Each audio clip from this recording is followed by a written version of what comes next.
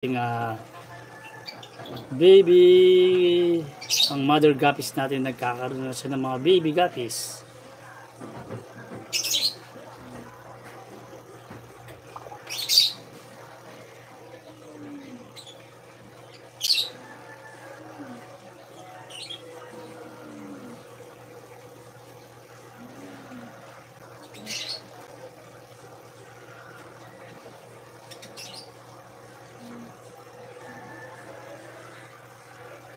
Ayan, nakita niyo po.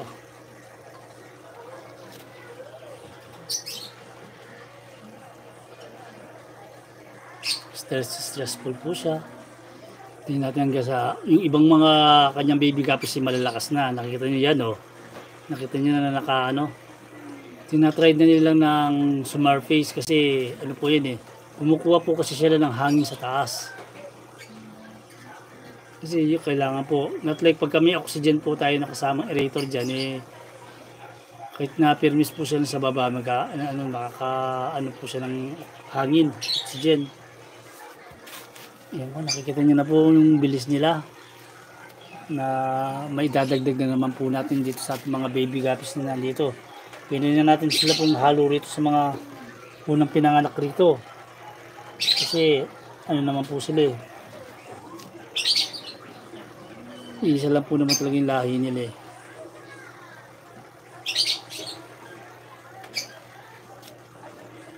Buti, natsyempuhan po natin na nakita natin na nanganganak siya. Yung mga nandito sa community camp naman natin dito, marami rin po meron mga malalaki dyan dito eh.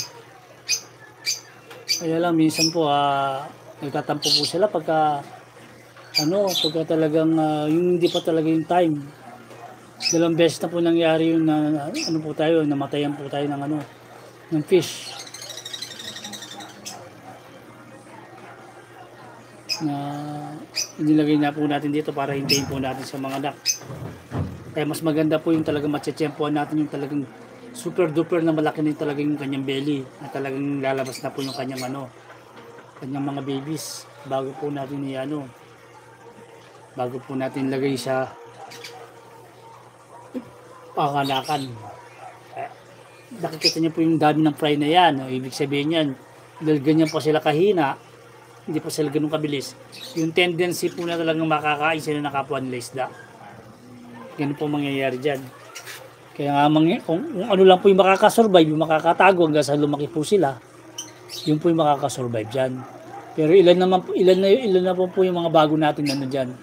Mga bago nating guppies na malalaki na hindi na po malakas na po ang loob na lumalabas na kasi alam nila na hindi na sila kayang isubo ng mga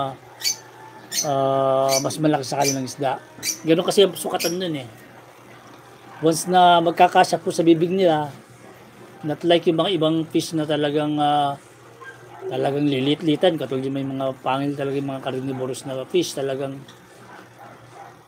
malaki, maliit, kakainin nila, ganun po. Pero itong mga guppies, tsaka mga mollies, tsaka mga hindi po kakasya sa bibig nila. Hindi po nila pinagkakabalan na kainin. Tsaka isang technique pa po, huwag mo pong gugutumin, ganun lang yun eh. Pero iba po kasing habitat ng live bearers na natag nila.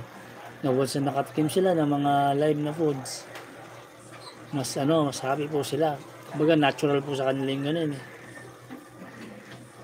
Baga sa atin na mga no cook.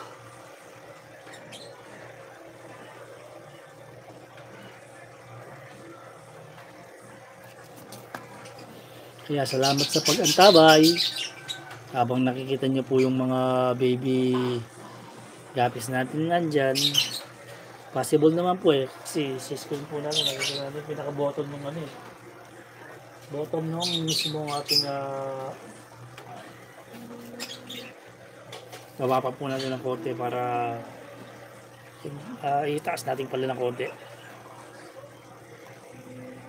para yung possibility ng nasa baba bakit ng gusto